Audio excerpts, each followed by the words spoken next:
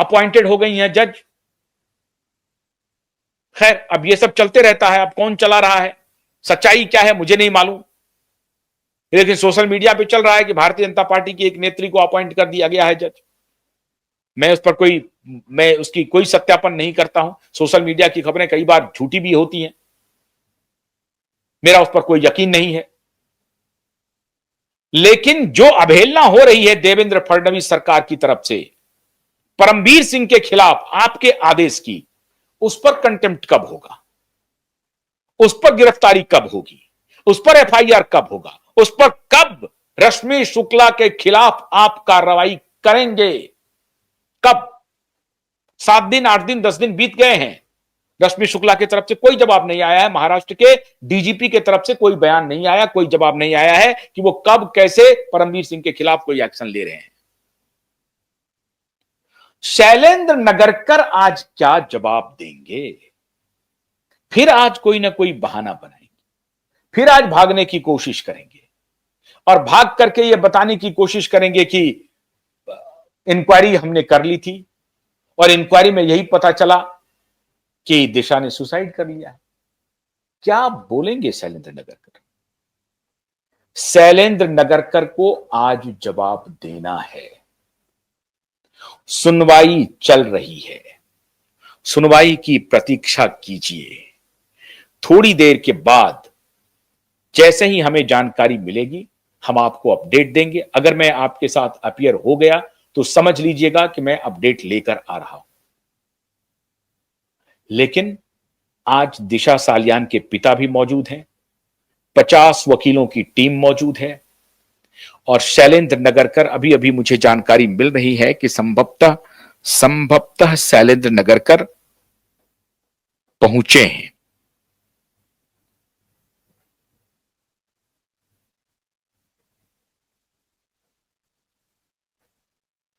नहीं, अभी भी कोई पुख्ता जानकारी नहीं है, अभी भी बस अभी भी लिस्ट में रखा हुआ है, लिस्ट।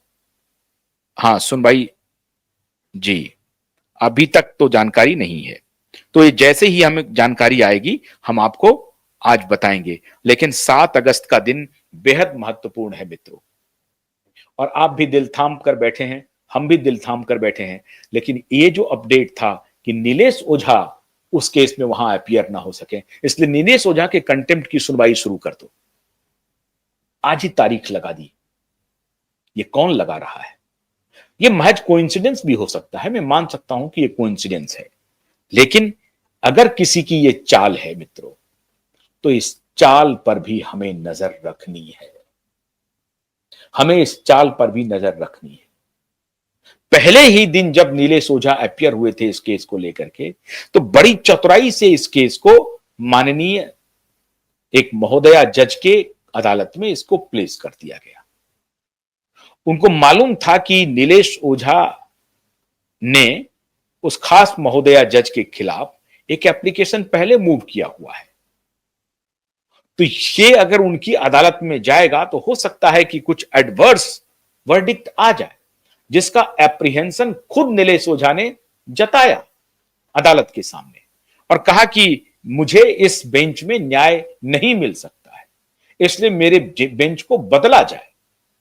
फिर बदला गया उस बेंच को, फिर सारंग कोतवाल जी का बेंच आया और फिर सारंग कोतवाल जी का बेंच भी बदल गया। अब गडकरी जी का बेंच है और गडकरी जी इस मामले में, गडकरी जी और जस्टिस पाटिल, ये दोनों बहुत ही सेंसिबल जज हैं और उनको मालूम है कि ये एक लड़की के बलात्कार और हत्या का केस है, ये एक लाचार पिता का केस है और एक तरफ कौन है?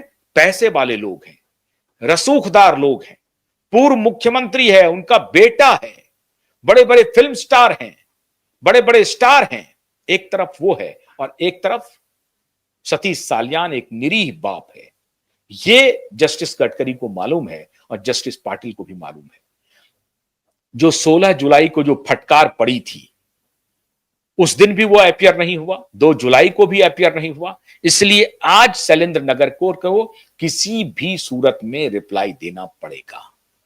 देवेंद्र फडणवीस, मैंने पिछले वीडियो में यह आरोप लगाया था कि देवेंद्र फडणवीस की भूमिका इस पूरे प्रकरण में अच्छी नहीं है और आज मैं इस मुद्दे पर बना हुआ हूं। इसलिए सारी उम्मीद हमें अदालत से ही है और आप ये मान करके चलिए कि अदालत हमारे साथ न्याय करेगा। अदालत के ऊपर आप आशंका मत रखिए। सरकार के ऊपर हमें भरोसा नहीं है। वो पॉलिटिकल स्कोरिंग कर रहे हैं, पॉलिटिकल पोस्चरिंग कर रहे हैं।